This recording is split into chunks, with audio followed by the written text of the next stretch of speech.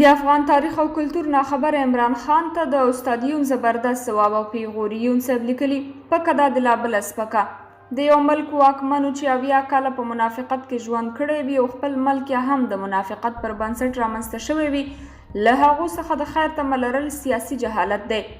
اساساً ټولې هغه افغان سیاسي ډلې چې په پاکستان کې رامنځته شوي او د افغانستان په باب ټولې هغه غونډې چې په پاکستان کې جوړې شوي هیڅکله یې افغانستان ته خیر نه دی رسولی. د مذهب په جامه کې د افغانستان د ورانۍ یو سیاسي فورمول له 80 کلونو راهیسې را روان دی. اوس نو خبره د سپین سترګۍ وروستي حد ته رسېدلې ده. یو ځل مخکې د همدې پاکستان یو صدراعظم لیاقت علي خان هم د افغان میرمنو او افغان کلتور پر وړاندې همداسې یوه سپوره او ترخه ژبه کارولې وه.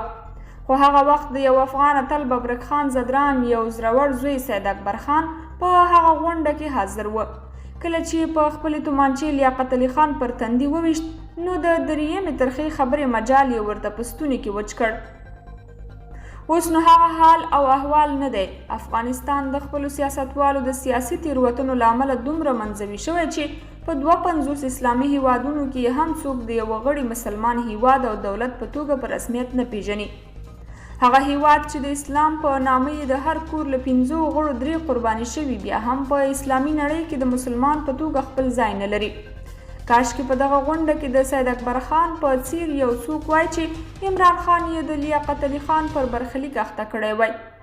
خو موږ د زمانې توپانونو دومره ومروړل چې اوس نو د خپل وخت یو مدام الخمر هم زموږ پر کلتور خبرې کوي. هغه شخص چې نه کلتور مطالعه لري نه دینی او نه هم د افغاني ټولنې پر ټولنیز جوړښت مدني بهیر او تاریخي شالید خبر دی.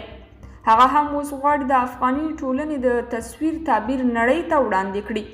عجیبه خبره ده هغه هیواد چې لا تر دې دمه د توغندیو لپاره د خپلو سړیو نومونه نه لري او د ښوونځیو لپاره د تاریخي میرمنو هغوی اوس نړۍ ته زموږ د تصویر انځور ګران دی. دا حالت زموږ د هیواد د تیرو 10 کلونو او اوسنیو واکمنو د متواترو تیروتنو د ګډ ترکیب نتیجه ده. هغه نسلي پښتانه چې په لر کې د پنجاب او په بر کې د فارس د کلتور په بطن کې حل شوي او دل شوي دي هغوی ټول عمر د خپلو پښتنو پر لمن تور داغ او د پښتنو تر ټولو لوی دښمنان ګڼل کیږي. نصیر الله بابر او همدا عمران خان یې هملته یو 2 مثالونه دي او دلته یې هم د مثالونو کمی نشته. درنو کتونکو تاسو د استاد یون دغه څرګندونې چې د عمران خان د تیرو ورځو څرګندونو په اړه یې کړي څه نظر ورکوئ؟ خپل نظرونه مو راسره په کمنټ کې ولیکئ او د نورو ویډیوګانو لپاره مینه یوټیوب چینل هم سبسکرایب کړئ.